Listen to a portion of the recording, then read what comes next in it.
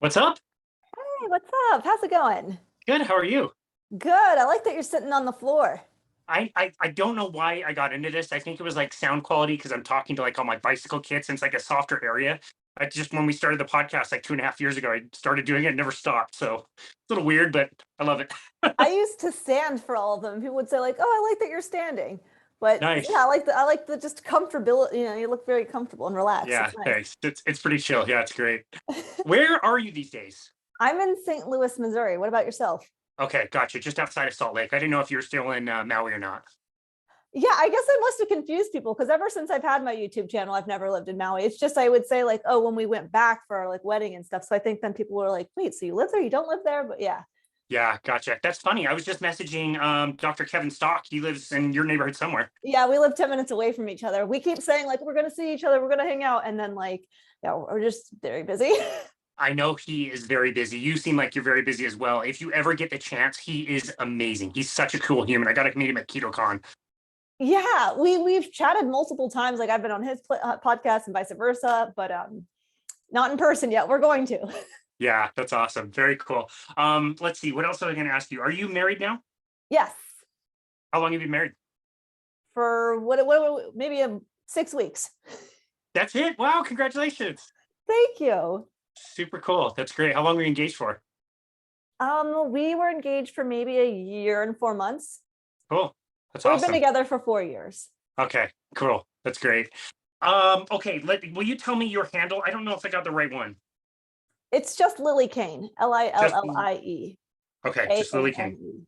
Okay, perfect. And that's I mean people can look you up on Instagram where I found you or YouTube and they'll find you. It'd be easy. Yep, TikTok, Facebook, YouTube, all of it. Gotcha. Okay. And I've heard you talk about this in the past. I haven't heard you go very deep into it. And to me, it seems like you don't want to go there unless kind of the host wants to go there. But when they do, we kind of access it. Do you want to talk about your trauma? Sure, we can talk about it. It's Yeah, usually sometimes it like gets people like to understand things better, I think, and put things in perspective. Because otherwise, they just see like this bubbly, young, naive, privileged girl who like that's just not the truth.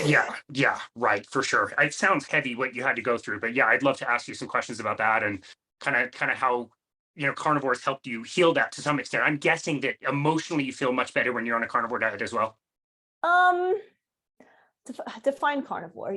I don't. The way you define it, like hyper carnivore, not Yeah, not yeah, getting nitpicky about little things here and there. exactly. If I go like super strict, it doesn't work well for me because I just feel Yeah, like limited and trapped. And I think like that's part of my background and my history of like yeah, feeling like trapped. So like I like to have the flexibility. So yeah, there's yeah. probably Well, it's not that I've started like eating this way because of that, but right, right. But did it help at least leaning in that direction? Do you feel like it helped you with like emotional healing?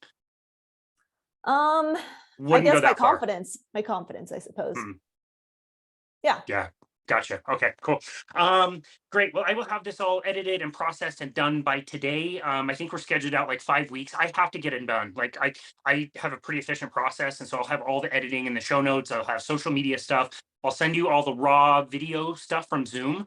I always tell all my guests, like, if there's something you want to do with it, if you want to repurpose it somehow, edit it, put it on your YouTube channel, whatever. As soon as you get it today, you don't need to wait for us. You can do whatever you like with any of it whenever you want. And like I said, if you cut me completely out or want to just use stuff for promotion and rebrand it as yours, go for it. That's totally fine.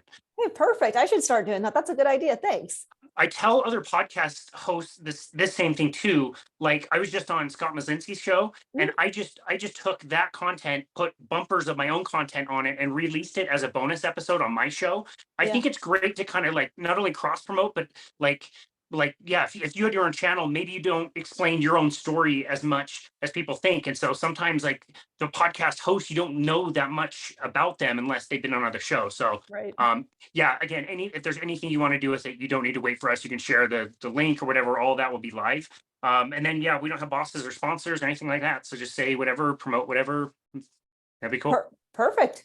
Awesome. And then I do everything live, so I'm actually fading the music as we're talking, and so it'll be like an awkward like 20-30 second silence on your end. I will unmute myself. I'll get you introduced, and we'll just go from there. Sounds good. Okay, awesome.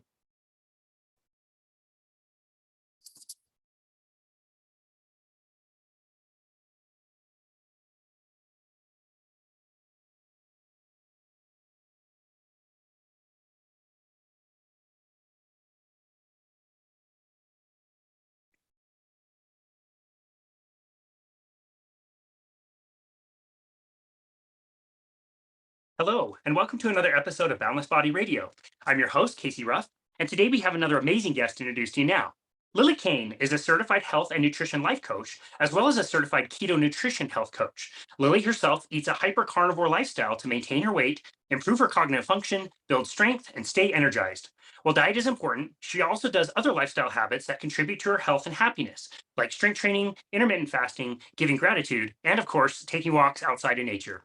Lillie believes that we are all unique. What works for one person does not mean it will work for someone else. So her approach with her clients is to be open to new things, always prepared for change, and most importantly, keep the right mindset. Lillie approaches helping others with low carbohydrate and carnivore lifestyles because she believes in following what our ancestors ate, which is the most healing and appropriate for most people. However, since there's no one shoe fits them all, she guides her clients, to figure out what works best for them to make the most sustainable lifestyle and that they will enjoy and help them thrive. You can find Lillie on Instagram and YouTube at Lillie Kane. Lillie Kane, what an absolute honor it is to welcome you to Boundless Body Radio. Hey, thanks so much. I'm excited to talk. Based on the introduction, you might be a little surprised by the food that I want to talk about first on this show. Can you explain deep fried Oreos? Okay, so I used to take Oreos and then cover them in funfetti cake batter and then fry them in a pot of boiling canola oil, take them out, frost them with some frosting and put some sprinkles on them. Oh my goodness. Yeah, that would kill me today. I can't even believe it. And my now to this day husband, he watched me do that before and I thought I was just making something fun and tasty. And he knew the whole time and he didn't tell me, like, girl, that is probably the worst thing you could put into your body. That is absolutely amazing. We're going to get to your story here in a second. A part of your story was actually running track in the Minnesota area, which ironically my wife also did probably about the same time that you did. She was up in Minnesota Duluth running track, and she has so many stories about the Minnesota State Fair. That is definitely Yeah. something you would see at the Minnesota State Fair. Absolutely. Yeah. Deep fried Oreos and donuts and like even like a donut burger where instead of buns, they put donuts. Oh yeah. They got it all Oh at my the Minnesota goodness. Fair.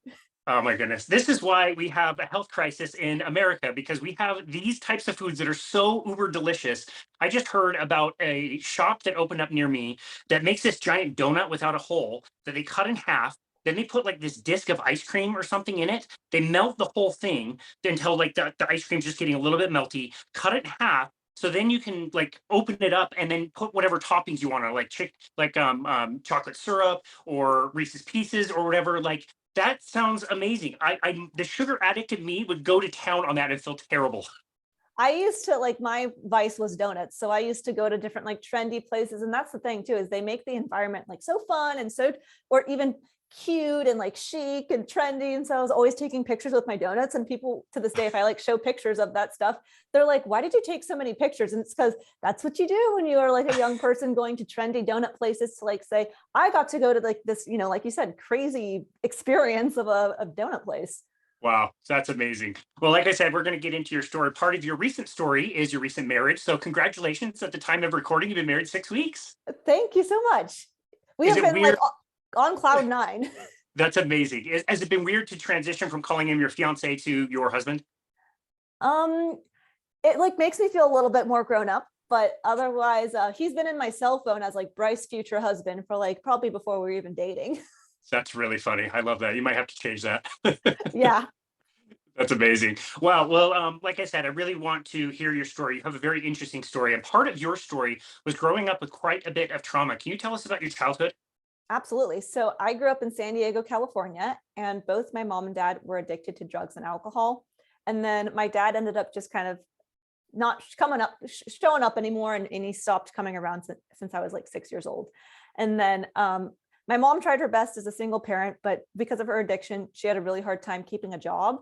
So I actually grew up very low income on a lot of processed foods, top ramen, macaroni and cheese boxes, cup of noodles, and just more affordable places as we would go grocery shopping at the 99-cent store on food stamps.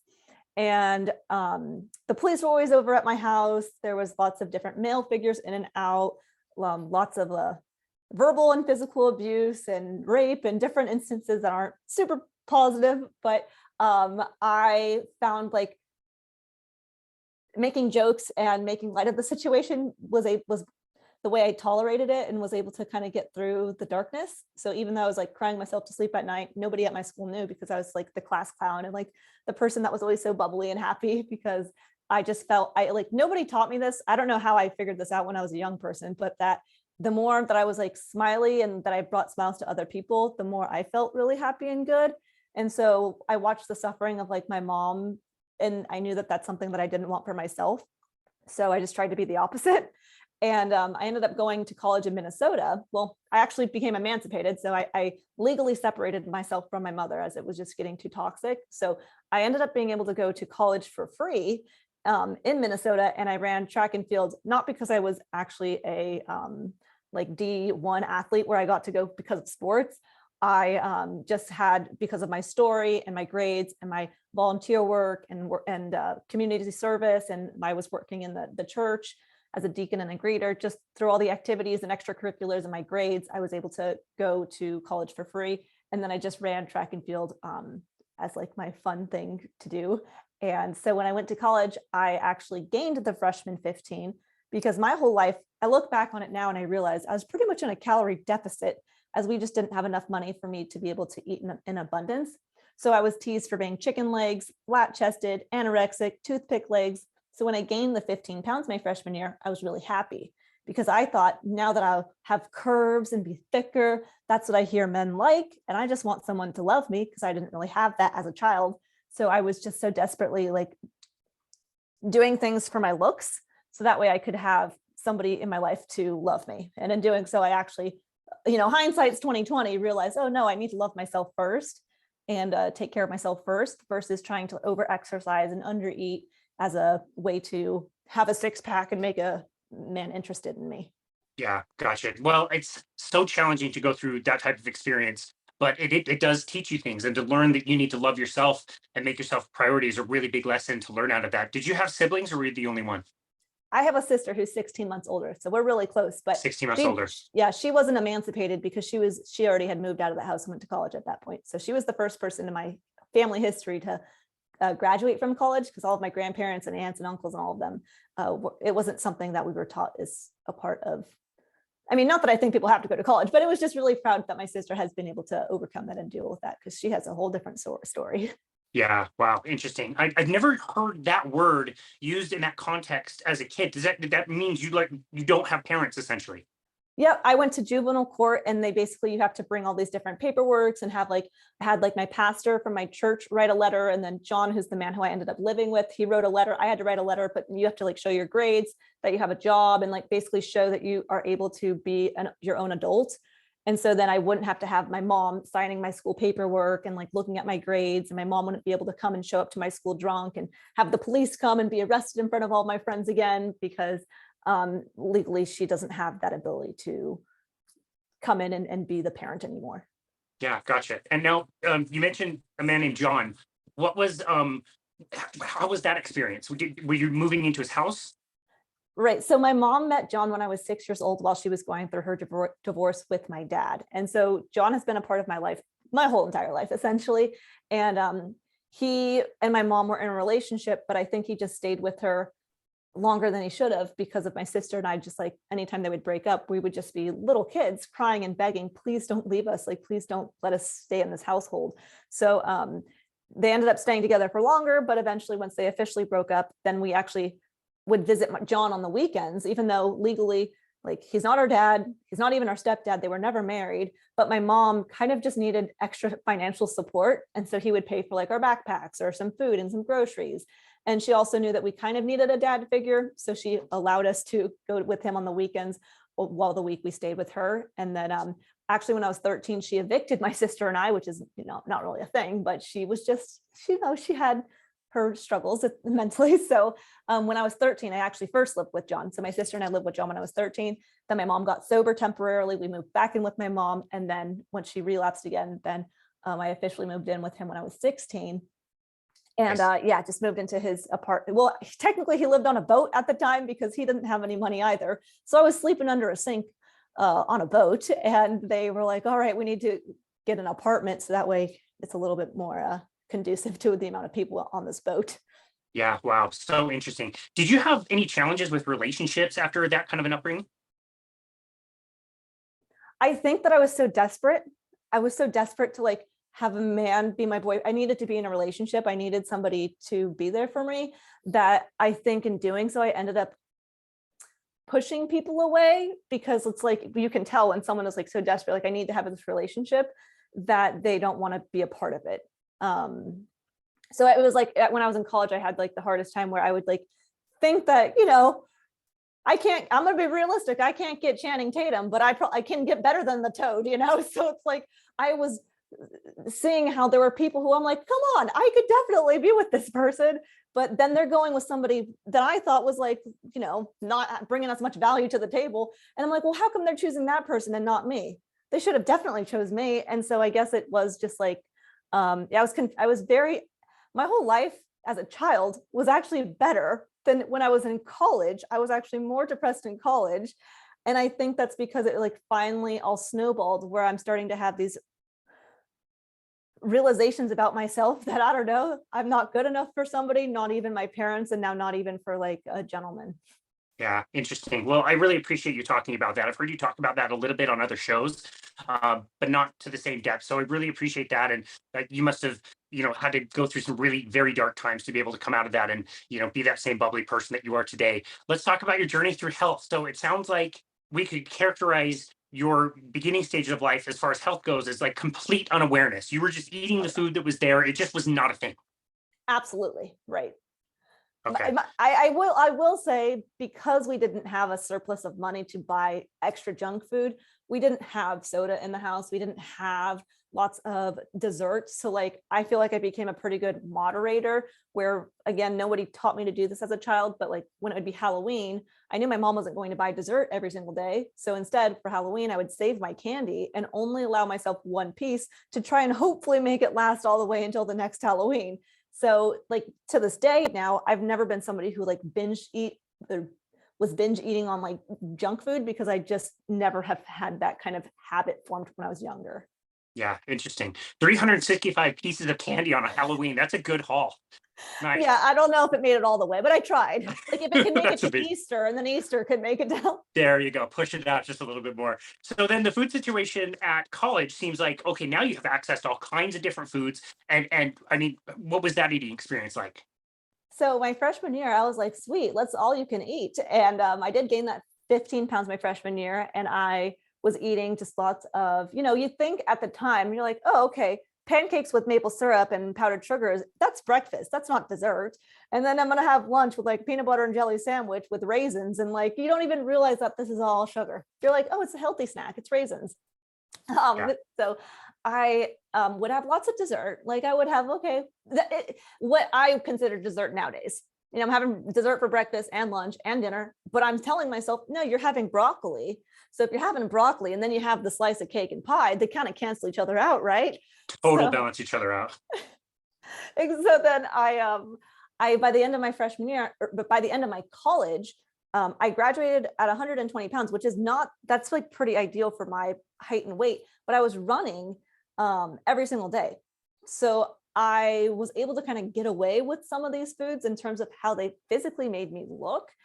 But well, I shouldn't even say that because I had acne. So in terms of a weight perspective, I was lean, but I would skip a menstrual cycle. I was having UTIs and yeast infections, mood swings, peaks of energy that I need to take a nap, irritability, depressive thoughts, joint pain in my knees, sugar cravings, being controlled by food.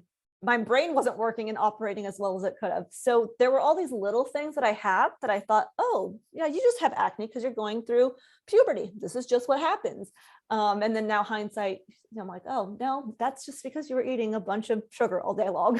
Yeah, yeah, but you're right. You make such a good point. If you don't know anything about nutrition, you would just think it's totally normal. But my joints hurting all the time, your back Yep. hurting. I mean, at some points, it sounds like your joint pain was so severe you had to be like placed in a wheelchair someday. Yeah, I was in a wheelchair for my menstrual cycle cramps, and I was in crutches for my joint pain for my knees. So my Oh knee my pain goodness. was really bad. And I was like, well, I'm a hurdler, I'm a sprinter. That's what happens. And then like, I didn't run for a year, and it still was, I couldn't walk upstairs. I couldn't even just get out of bed because my joint pain was so bad. So, you start to think, okay, well, I haven't actually ran for a year. and I'm still having the joint pain. I'm going to have Yeah. knee surgery. That's just the way it is. Wow. Wow, that's amazing. So when did you start to realize that food was part of this equation and that you may have been goofing that up a little bit? 100% it goes down to my nowadays husband. I graduated from college in Minnesota, but having grown up in a sunny, warm place, California, I wanted to go back to the sunshine, but I didn't really want to go back to California. So I moved to Maui and I started working for my husband.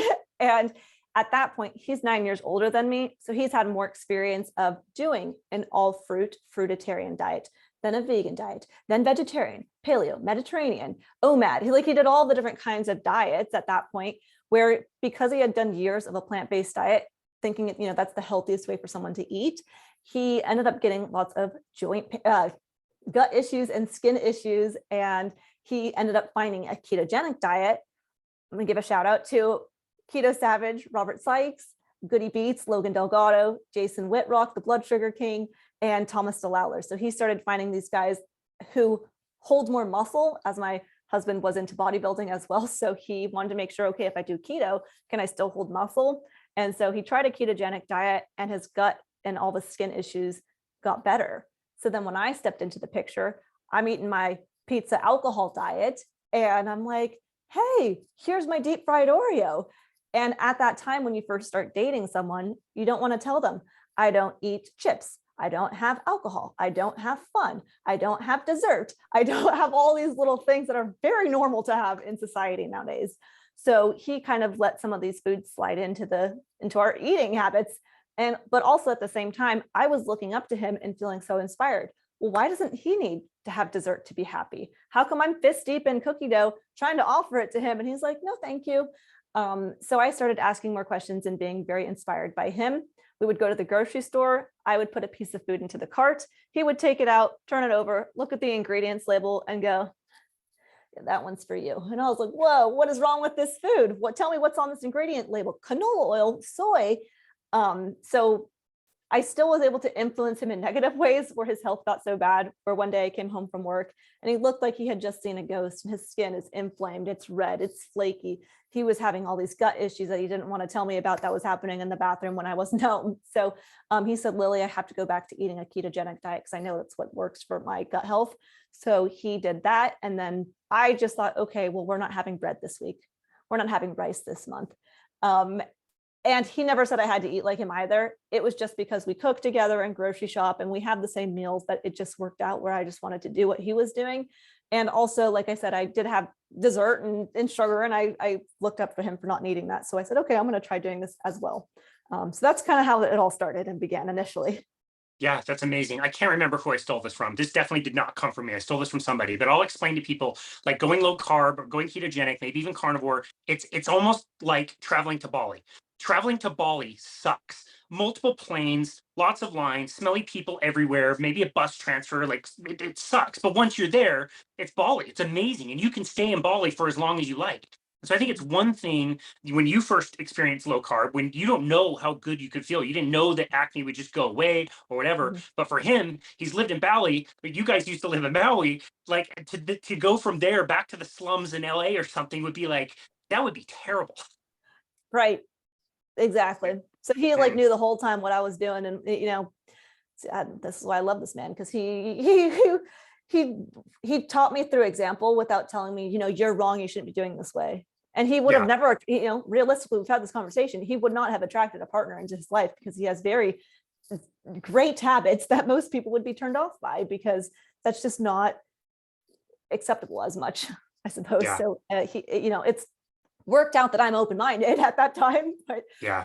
it would have been very challenging for him to, because he has family members, they don't eat like him. He has siblings, he has other partners who didn't end up jumping on board. So obviously being open-minded plays a role Yeah. into it. But No, yeah, it's huge. I really don't want to miss this point. I think this is so important. And when you get into the space, all you want to do is shout it from the rooftops. You want to tell everybody all the time and talk about what you've learned because you're fired up about it. It's nice.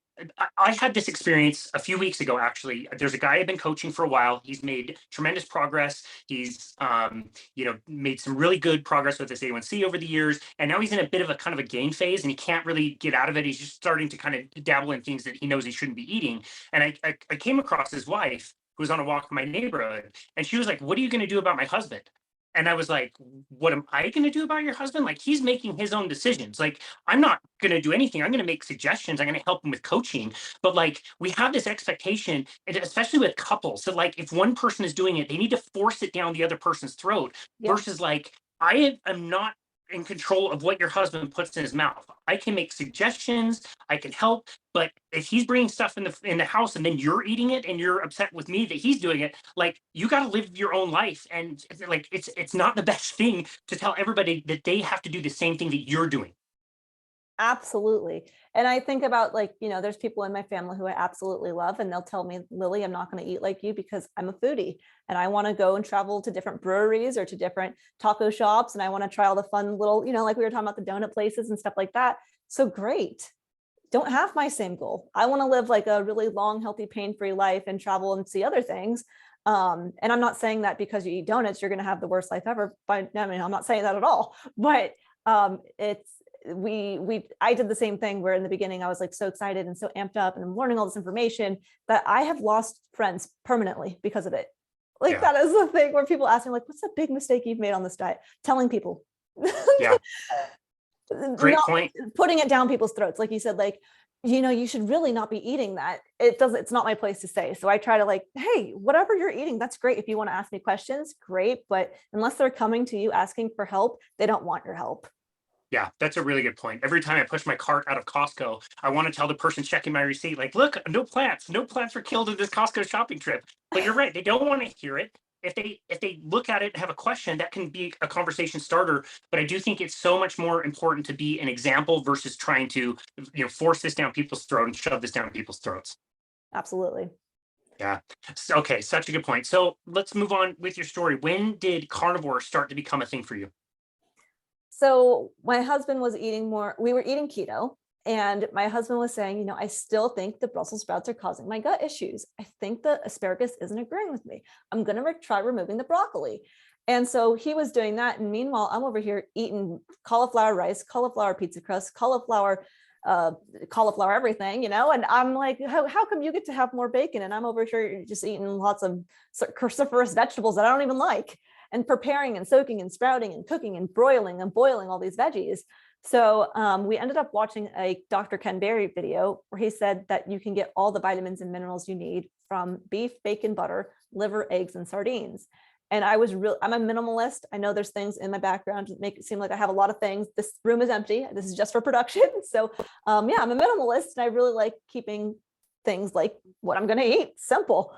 So I was really attracted to that idea, and then just slowly started removing some of the veggies. Actually, the last thing I had in my diet was an avocado, a fruit, but they were out of season. So I was eating meat and an avocado for a long time, and then they just weren't in season anymore. So I took the avocado out and then was eating just meat. But then what ended up happening is I was on YouTube, and one day I accidentally made a video, because this was not intentional. My YouTube channel, the videos are gone now, but I was making crafts. My channel was DIY crafts, making candles and wreaths and things. But I made a video called "What I Eat in a Day," or "What I Eat in a Week." And that video ended up going viral. And then I started getting so many questions like, "Are you allowed to have seasonings? Is it okay to have coffee? Well, what happens if you have some mustard?" And so I realized at that time that I never really, I was not, I did not start carnivore to be strict, I suppose. Like, I wasn't doing it to heal anything in particular. I was just doing it purely out of that, at that point, simplicity purposes, because I already lost weight and healed my joint pain and had a lot of benefits from just eating a ketogenic diet. So yeah, I started eating more carnivore, but then through social media, I'm still trying to figure out what I want to even call what I eat, because it just like gets confusing for people. I think like when I started 2 years ago, it was more like Kelly Hogan and Laura Spath and other people who were sharing like, "Oh yeah, I eat carnivore, but I have coffee and I have Slap Your Mama seasoning," and have those ancillary things that make it sustainable and enjoyable for them and their personal health goals. So some people like Michaela Peterson may need to be really strict and not have those seasonings because it's going to cause their arthritic pain or their mental health issues to come back. But for myself, as somebody who is privileged enough to have pretty good metabolic health at this point, I can have little things and it still work with me. And so that's where it gets tricky, because if I make a YouTube video saying, oh, like, this is what I eat in a day, carnivore, and then someone's like, wait, so garlic powder is carnivore? Wait, so grilled onions is carnivore? You're still going to reach your goals if you eat grilled onions? So yeah, I'm in this like weird spot where like carnivore was more flexible in the past. Now it's like getting more tricky, and I don't really know what to call what I eat, because even if I don't put any plants in the video, then they're like, wait, dairy's not carnivore. So-and-so said dairy's not carnivore. Wait, you're only real carnivore if you eat your meat raw. So then I'm like, I can't even label my video carnivore because I don't know, like, but then if I put keto, then people are like, well, where's your keto treats and where's your little keto, all the other things that go into it. So I just eat the Lillie Kane diet, but that's kind of where things evolved. I love that. I cannot tell you how frustrating it is when I post a picture of like a bunch of eggs and somebody spots this like little green slice of an avocado that I threw in there, and I get attacked for it by carnivores. There was literally a page on Twitter that called the Carnivore Police that would just trash anybody that was eating anything other than carnivore. And you and I have, we'll talk about this in a second. You and I have the same kind of favorite definition of what carnivore actually means. But like I want to be more authentic with what I show, but like if somebody gets mad at me because my eggs have pepper on it or whatever, I'm usually just taking the picture before I put the pepper on the eggs. I'll have other things, I don't need to make it a big deal. It's people attack you. I have talked to so many influencers at this point who have said the same exact thing. They're like, I just won't even put the seasonings on in the video. And it's like, that is so, I don't want to lie to people. I don't eat strict carnivore. And if that's not okay with you, there are other channels that you can watch. But I'm telling you, I can only think of one channel that I have never even seen a channel that doesn't use seasonings or supplements. People will say, no, so-and-so does. And I'm like, go on the Instagram and they aren't doing that. Yeah, very good point. Yeah, that's so interesting. I just don't understand why, if we have all of this stuff in common, why is spices the hill that you're going to die on? Like, really, that's the thing you're going to bring up? Like, really, like, come on, you're not eating the donuts and the battered Oreos we were talking about earlier, the deep fried Oreos. When I think about if someone is truly happy with their diet, and let's say carnivore is the end all be all best diet on the entire planet, then you should be a kind person, because if your diet was working for you, you wouldn't be irritable and angry. Yeah, that is such a good point. I absolutely love that. So tell us what your definition, or what the definition is, of hypercarnivore. So I got this actually from Dr. Sarah Zalvadar and a woman named JC. They said the word hypercarnivore when I was interviewing them. And basically what it means is an animal whose diet is 70% or more animal foods, and the remaining part of the diet comes from plant foods. So that's where it kind of gives the wiggle room. And I tried using the word hypercarnivore for like a year on content, and I felt like it just kept confusing people because they thought of the word hyper as being a more extreme version of carnivore. And I did not make up the definition. And people were like, you're not using the definition right, or like, because they thought that I made it up. So it kind of got confusing. And then I ended up just stop using the word, because it was just like, I'm changing the way that I was saying carnivore because I have mustard, because of like one comment. I think 95% of people understand carnivore means just like a ton of meat. If you have some seasonings or a cup of coffee, it's okay. But it's those little comments that we see, just the 1 out of 100 comment that's like, that's not carnivore, where you think you have to change yourself. And I decided that, you know what, I'm not going to change myself. I eat carnivore-ish, and I'll try my best to explain in videos to not confuse people. I don't want people to see the content and be like, wait, so blueberries are carnivore, when they're not.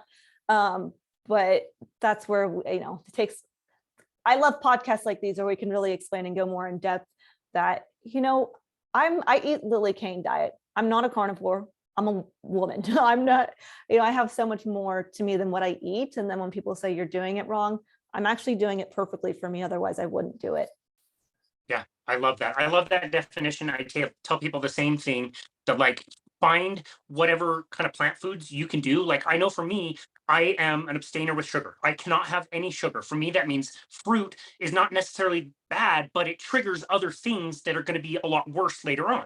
You, I've heard you talk, and you said it early in the show, you're a moderator. You can have some, and it doesn't throw you off in the same way. You don't get like crazy anxiety the way that I do. And so understanding that about yourself can help you determine which foods are okay, which foods aren't. At the end of the day, nobody else cares. This is your life. You decide what you want to do. And if you're having a happier, more enjoyable life, keep doing those things. Right. And it can get so confusing for people who are trying to learn about this way of eating or how to do it correctly. Because like, for example, when you read that I intermittent fast, I need to change my website, but I was intermittent fasting and I found that it was so difficult for me to get in enough food in an eating condensed window. I'm a small person. I have a tiny tummy, so I probably can't get in enough food without having digestion issues and stomach pain and feeling more lethargic when I eat all that protein and fat in one sitting. So I've talked to different binge eaters who they will say they can't do intermittent fasting because it makes them focus and concentrate on food so much that when they finally get to eat again, they overeat and they gain weight from doing intermittent fasting or OMAD. For myself, if I do intermittent fasting or an OMAD, I will undereat and eat even less food. So how is it that there's two people, one's going to do intermittent fasting and gain weight because they're going to have that response, and somebody else is going to undereat because they have that response? So it's confusing. How do I know if I should be somebody to do intermittent fasting or to try carnivore or to try having fruit? And it really just does come down to experimentation. So I don't think that people online, you may hear one person say, oh, have dairy, somebody else say don't have dairy. I don't think any have malicious intentions or are wrong. I think that they are both right in their own way through their own experience and through their own lens and information. So it can be complicated and confusing for people watching. Yeah. And again, it just kind of comes down to the semantics of what the word means. So I'm kind of with you. Like carnivore means you're eating a lot of meat and everything else just kind of falls out as much as you want it to or you can tolerate. With intermittent fasting, it's like, what do you mean by the term? Does that mean you're eating 12 hours and not eating 12 hours? What am I doing at night? Is that considered intermittent fasting? What's the difference between intermittent fasting and time restricted eating? And people get so confused with these terms where it's like, no, if you eat the right foods and you're eating them at the right quantities, you're going to find that there might be a greater portion of the day that you're just not that interested in food. You can just kind of go about your day. To me, that is kind of how I define, call it intermittent or not, but that's kind of like fasting is just when you're so full and satiated from your food, you might be able to go do some other fun stuff rather than just think, where's the next place I need to eat or what snacks do I need? And so you're right. Like we make this maybe a little bit too complicated for people when we need to be doing what you're doing and making it more simple. Yeah, I've been trying to make it simple, but I know that it's confusing people at the same time. So, they say words are the worst form of communication. That's So good. I just try to say, hey, there's so much information online. Listen to one person and try it for 60 days.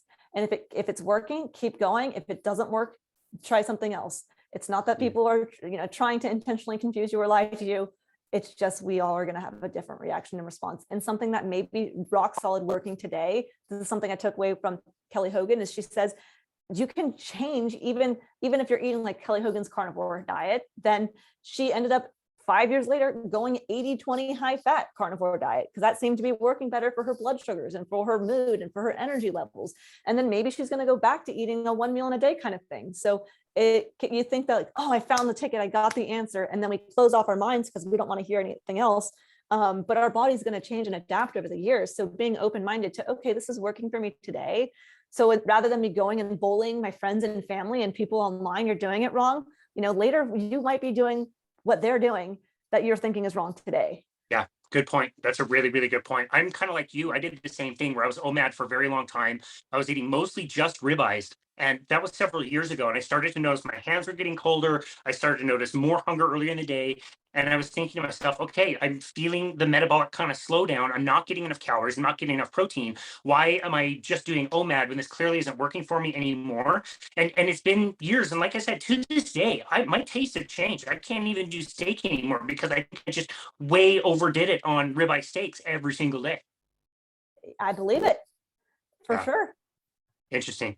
I want to make sure that we don't miss this too, because I've heard you talk about this in the past. And I think this is very helpful. Your transition both into and out of like a strict carnivore diet. Can you talk about how you prioritized and do for your clients? It sounds like a more gradual approach to a carnivore diet and how you then transition on and back off of a more strict carnivore diet.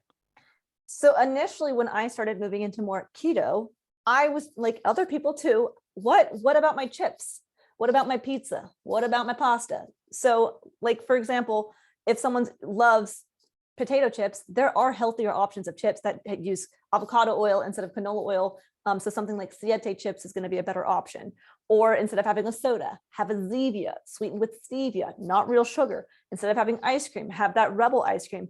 So I would just create better bad habits and take those things I'm currently eating that we know aren't the optimal and making us feel the best to something that's a little bit better, but still going to give us that crunch, that like same kind of texture and experience to make it so we're not like ripping it off like that Band-Aid. Okay, I'm going from eating soda and pizza and chips to I'm just eating ground beef.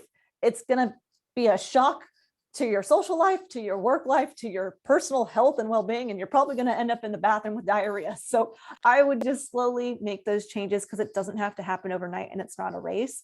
So once I get more comfortable with just replacing like even just one of the foods I'm having, so if I just get comfortable with having cauliflower pizza crust and making my own pizza at home versus having Little Caesars, then I would just get really comfortable doing that one thing. And then eventually you might realize, well, why am I having all this cauliflower pizza crust and cauliflower rice and cauliflower spaghetti? I just like don't even like the taste anymore. I'm just gonna have the thing without all the veggies, and can just like slowly start eliminating those foods. And then when reintroducing foods, it's again like a slow process of just doing one at a time. So if someone was just eating beef, salt, and water, they may want to just try having chicken and that's it, and do that for a couple of weeks to really make an assessment on the food. Because when you reintroduce foods, our gut buddies, they're not used to having some of these things. So you may think, oh, I'm allergic to chicken because my nose is stuffy, when really it's maybe that your body's just not used to it right now. So have the food for a couple of weeks and then make an assessment. If it's like, oh no, definitely out of the question, then that's fine. That food's not for you, or not for you at this time. And then try the next food. And so it has to be pretty small amounts and real gradual when reintroducing them, because our stomachs are going to be a little bit more sensitive, but that doesn't mean the food's not okay for you. It just means your gut's trying to rework having that in there again. Yeah, interesting. So in your experience with coaching your clients, do you find that most of your clients can get to that hyper carnivore definition? And then even adding stuff back in, do you feel like most of them remain there even as they're bringing more plant foods in? I would say I don't really have too many that go strict, like no coffee, no seasonings. Most people already are having flexibility in more of like a hyper carnivore state. I actually I have had people who went strict. I've never had someone do just beef. They've had sardines, at least in the minimum, like beef and sardines, like something more. Because I think that a beef, salt, and water is really a temporary thing, or at least something that I would try to encourage people to be a temporary thing. Some people may thrive on it and they do really great, but the amount of people who that's going to be is very, very small. So I would definitely want to try to get in eggs or sardines or liver or some more nutrients in there, because beef has a lot, but not in the right quantities. Even if you're eating like 2 pounds of it, you're still going to be pretty low in magnesium, virtually deficient in vitamin D. So there's certain things that I want to start covering the bases with other foods. But yeah, I've had people who start reintroducing foods and we just do it really gradually. And most of them don't stay strict for very long. Yeah, that's great. Do you have anybody transition from a more carnivorous diet all the way back over to a vegan or vegetarian diet? Do you ever see that? No. It's so funny. I don't think we talk about that enough. Like you see it go the one way, and it never. I have not heard of one single person who tried carnivore and was like, "Ah, this kind of sucks. I miss my cauliflower, my carrots, and whatever." Yeah, some people may bring like certain fruits and veggies, but I've never like straight going plant-based again. No. Yeah.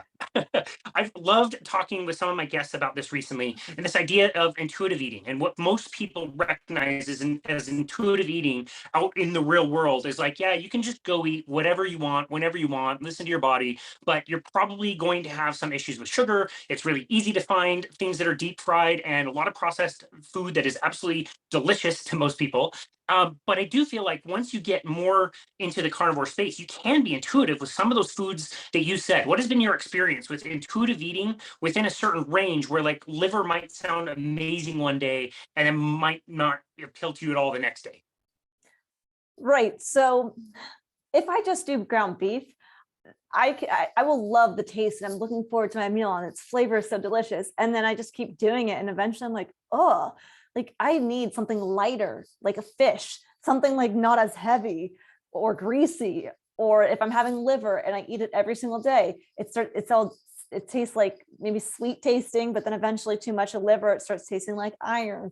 So it's those kind of cues where you're like, I was having eggs every single day. And one day I just ate an egg and I threw it up. Like that's our signals from our body.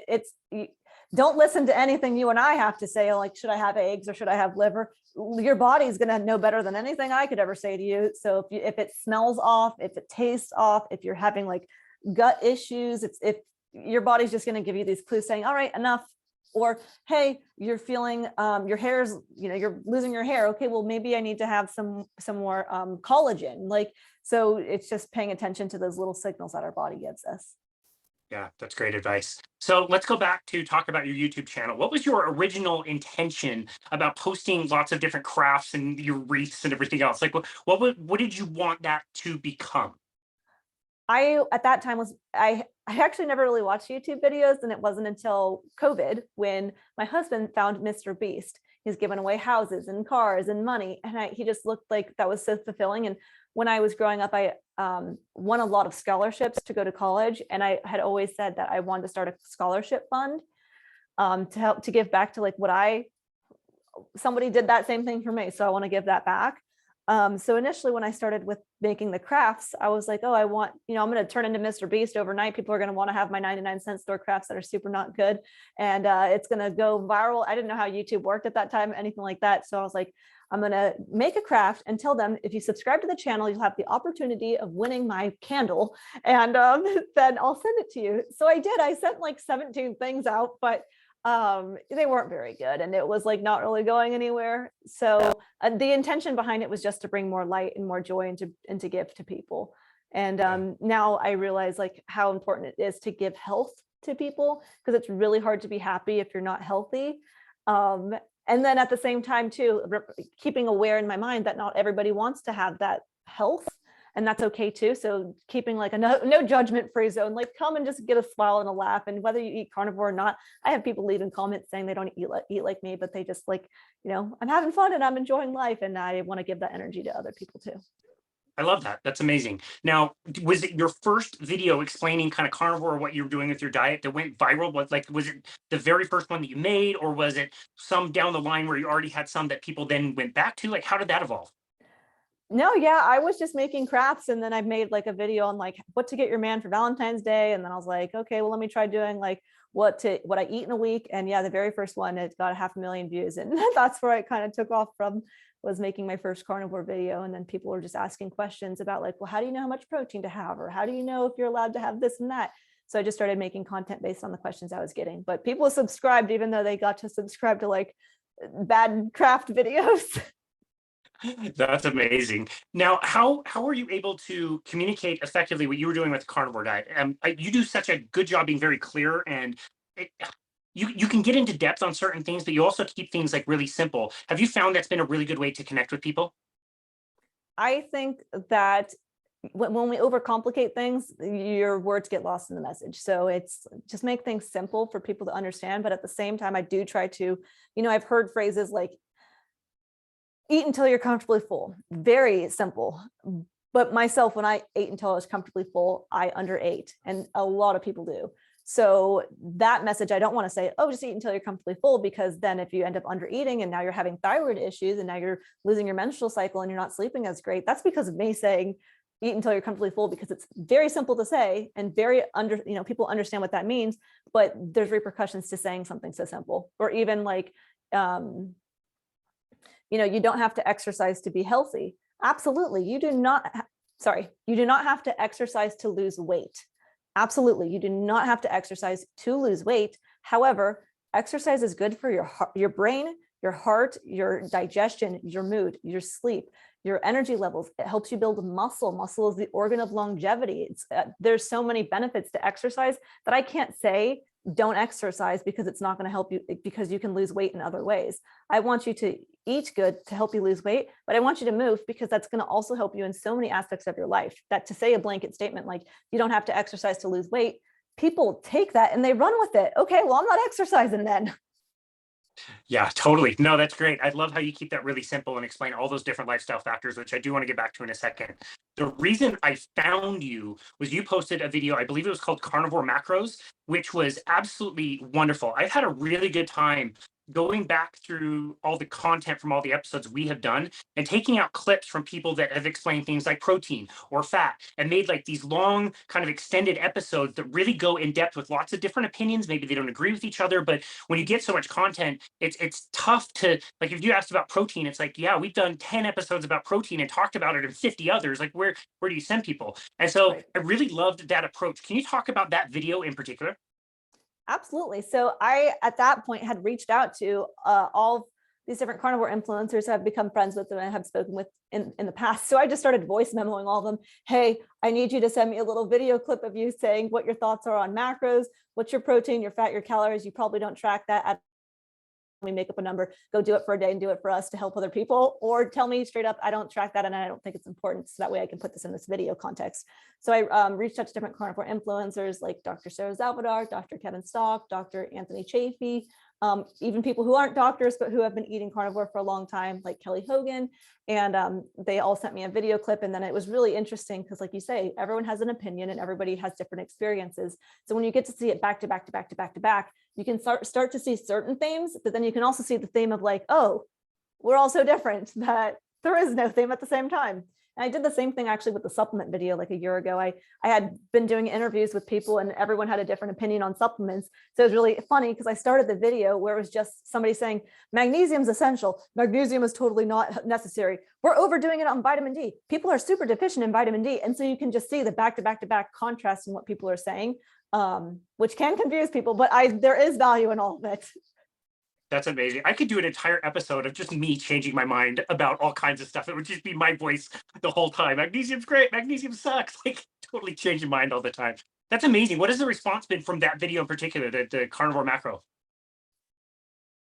That's a great question. The majority of people enjoyed it. Of course, the comments I think about that stand out are people being like, calories don't matter. And I tried to explain in that video as well that yes, if I eat 2,000 calories of donuts versus 2,000 calories of steak, I'm going to look different. So therefore calories, quote, quote, don't matter because we don't know exactly what is happening with the calories that we're fueling our bodies with. But at the same time, to say that calories just don't matter in general, if I were to eat 6 steaks and 18 sticks of butter every day for 30 days versus me just eat 1 pound of ground beef every day for 30 days, I am going to look different. So calories do matter. So I think like the calories don't matter. They're a measurement of heat. People were pretty loud on that video, but for the most people, they found a lot of value in it. Yeah, gotcha. Well, I really appreciated that approach. I loved how they were contrasted side by side, and not everybody agreed with each other. Although, again, they would agree on 99.5% of all the things anyway. And we get so caught up in the minutia of the little tiny details that they squabble about, whether you put black pepper on a steak or not, when it's like, let's forget about that little stuff. It's probably not going to matter for most people. Let's stick with the simplicity and let's stick with all the Yeah. things that they do agree about. It's so much more important to focus on that. Absolutely. I think sometimes people watch my videos and they're like, oh, you're like, you must hate so-and-so because you just said everything that they say, but it's wrong. And it's not that at all. I'm friends with a lot of these carnivore influencers. But I don't agree with everything that my husband says, but I love him and I married him. I don't agree with everything my sister says. Like there's not a single person on this entire planet who I agree with everything they say 100%. And that's okay. We can still be friends and we can still love one another. So just because we don't have the exact same opinion doesn't mean that we're enemies and I'm trying to attack them. Yeah, I love that. That's fantastic. Tell me about your evolution of some of the other lifestyle factors that you practice. You were doing tons of running, doing hurdles. How do your workouts look? Like, what other lifestyle practices are the most important for you? I know you've talked about some. We also mentioned some in the introduction, but how has your thinking evolved around things like exercise, fresh air, sunlight, cold exposure, any of that stuff? I think the best single exercise on the entire planet is walking. I think that we get caught up that we have to like do, elliptical and then go swimming and then do all these weightlifting. But walking is free. It can be done anywhere, anytime, and it is good for everything. So I think if someone can do their walking outside, oh wow, now we're really talking, because you're getting fresh air, you're getting out of your moldy, crusty, musty house, hopefully, and you're getting some sunshine, vitamin D, really hard to get enough of on just eating food. So there's so many benefits to walking and walking outside. So that is something that I do every day. I do it for about 45 minutes. I do 3 15-minute walks. And again, my mom wasn't a perfect mom, but even my mom, when she did go to work, she would still walk on her lunch break. So it is possible for people, if they don't work from home, that they can absolutely walk during their lunch break if that's something that they choose to do and prioritize. So I'll walk right when I wake up in the morning for 15 minutes, and then 15 minutes after I have lunch, and 15 minutes after I have dinner, which, I sit the majority of my day, I'm sitting on my bum. So it kind of just breaks up the day and forces me to kind of get up off the couch and just get a little bit of movement. And it can help with digestion and stress and sleep and so many things. That's amazing. Has the walking helped you appreciate your environment around you? I think, yeah, yes. And I think it's helped me slow down a little bit too. I've walked this same neighborhood thousands of times at this point, but I am constantly go, go, go. People can see that by how quickly I talk. I can talk faster, but otherwise I just try to talk a little bit slower so that people can stay with me. So it really helps me slow down. And even still, when my mother-in-law will come and visit, we notice we are walking way faster. And like, we don't think we're walking fast, but then when we have her, we're like, we need to slow down even more, because life can take you away, and the constant go, go, go race is always there pressuring. So it's nice to just kind of, okay, we're going to get outside and take a walk and appreciate the birds chirping, and the green is good for your retina, and looking at just nature in general is really good for the soul. I think that humans are inside way too much in comparison to what they were in the past, and therefore less spiritual and less kind, and a whole bucket of things happen when we're not exposed to nature. Yeah. Yeah, no, I totally agree. That was, to me, the biggest gift of the pandemic, was the increase in time that we could go out and get more walks done. And yeah, we can appreciate the neighborhood so much more now that we know where all the plants are, where all the birds are, and all that stuff. So I love that that's part of what you do. You also do strength training, I believe. Is that right? Yes, I will go to the gym 5 days of the week, and I'll do a chest, back, leg, arm, and shoulder day. And I'll do that for about 60 minutes of strength training. I'm not sweating. I'm not doing a cardio strength training session. I'm just lifting heavy and just trying to maintain muscle. Yeah, that's fantastic. Lillie, this has been an awesome conversation. Is there anything else you would like people to know or take away from this conversation? Okay, I think that stress is the biggest killer. So if doing a carnivore diet adds more stress to your life, I don't think it's actually going to be healthier for you. So I think, like, if we were to take 2 people and one person eats a super strict carnivore diet and they're so stressed and they end up having no social life and they never leave their house and they feel ostracized with the way that they eat, versus somebody who maybe has some more variety, even if they eat a donut a month, I think that this person may live a healthier, longer life if they have more peace inside of them and more joy. I think, as much as it is easier said than done to find ways to reduce stress, there are so many things in our ears, in our eyes, and around our bodies that are constantly bombarding us and pulling our attention in different directions and stressing us out, that if we can just take a deep breath and find a little bit more peace, I think that'll do significant wonders in people's lives. Again, way easier said than done, but there are some great books out there, and surrounding yourself with, like, listening to positive podcasts and just people who make you smile and happy, I think is going to make a huge difference in your overall well-being. Yeah, no, that's such a great point. We can't do everything when it comes to stress, but I'm willing to bet that most people can do something. You can do one thing. You can walk to the mailbox or walk to the end of the street and back. There's something you can do. And I so appreciate this chat and all the really wonderful and practical information that people are going to get out of this. I knew this would be really fun, and that we get a lot of really great takeaways from this. Where would you like people to go to find you and connect with you and your work? Well, thank you so much for having me. I am on Facebook, Instagram, TikTok, and most importantly, YouTube at Lillie Kane. Awesome. We will link to all of that in the show notes. Lillie, thank you again so very much for your journey.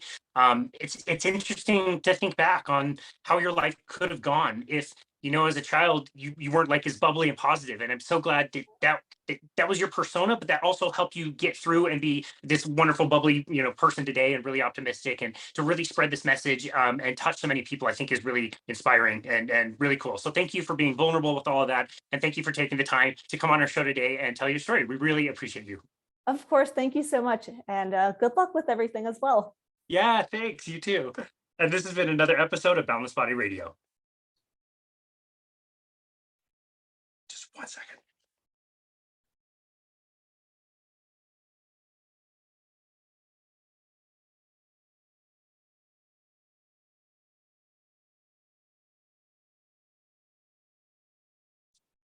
That was awesome. Hey, thanks. So Thank you. did you post this on YouTube, or you just have these